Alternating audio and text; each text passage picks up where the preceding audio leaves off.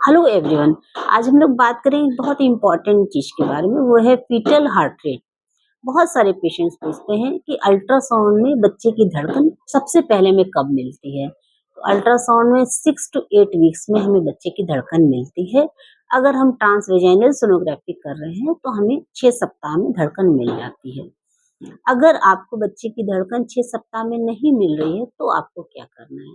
तो अगर आपको ब्लीडिंग नहीं है, कोई लाइफ थ्रेटनिंग इमरजेंसी नहीं है आपकी, तो आपको आफ्टर 15 डेज एक रिपीट स्कैन कराना है, देखना है कि फीटल हार्ट रेट मिल रहा है कि नहीं मिल रहा है।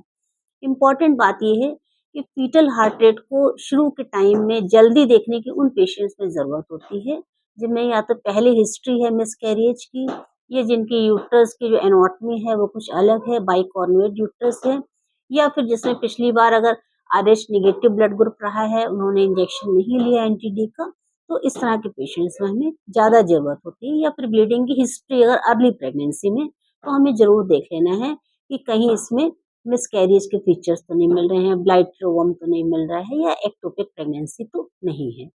अब इम्पोर्टेंट बात है कि ये फीटल हार्ट रेट जो हम लोग देख रहे हैं, इसकी नॉर्मल हार्ट रेट जो है 110 to 180 के बीच में होती है। अगर आपको बहुत एक्सट्रीम वेरिएशंस मिल रहा है, मतलब बहुत कम मिल रही है फीटल हार्ट रेट या बहुत ज़्यादा मिल रही है, तो हो सकता है बच्चे में कोई क्रोमोसोमल एबनॉर्मेलिटी भी हो।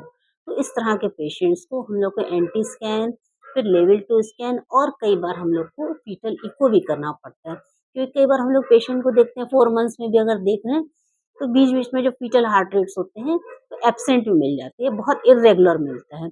तो इस समय हम लोग ये सारी चीज़ें करते हैं, क्योंकि कई बार ऐसा भी होता है कि बच्चे का जो दिल होता है, उसमें कुछ-कुछ प्रॉब्लम्स होती हैं। जैसे 4 चैम्बर की जगह 2 ही चैम्बर बने होते हैं, या कोई डिफेक्ट होता है, सेप्टल डिफेक्ट होता है, तो हमें देखना होता है कहीं इस तरह की कोई प्रॉब्लम तो नहीं है। इसके अलावा फिर फीटल हार्ट रेट की इम्पोर्टेंस होती है ड्यूरिंग द लेबर।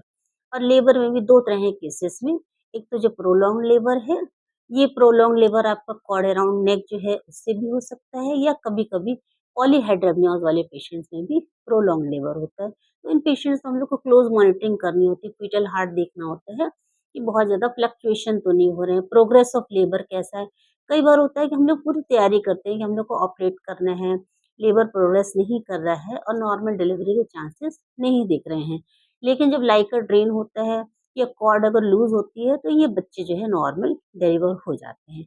लेकिन कुछ कंडीशन में ऐसा भी होता है कि ये बच्चे डिस्ट्रेस में चले जाते हैं, और इन बच्चों को बाद में निक्कू में एडमिट करना पड़ता है। तो यहाँ पे आप देख रहे हैं, तो फीटल हार्ट रेट जैसे आप देख रहे हैं, आपको 6 वीक्स में अच्छा फीटल हार्ट रेट दिख रहा है। और यहाँ पे आप देख रहे हैं कि ये यूट्रस जो है, ये 2 पार्ट में बँटा हुआ है। इसको हम लोग बाइकॉर्नुएट यूट्रस बोलते हैं। इस तरह के जो यूट्रस होते हैं, इसमें बहुत ज़्यादा मिसकैरेज के चांसेस रहते हैं। ये आपको नॉर्मल यूट्रस दिख रहा है। तो जब भी बाइकॉर्नुएट यूट्रस है, अगर उसमें मिसकैरेज बार-बार हो रहे हैं, तो हम लोग को देखना होता है कहीं सेप्टम तो नहीं है। अगर सेप्टम होता है तो कई बार हम लोग को सर्जरी भी करनी पड़ती है। तो ये बहुत इम्पोर्टेंट चीज़ है, फीटल हार्ट से रिलेटेड सारी जानकारी। Thank you.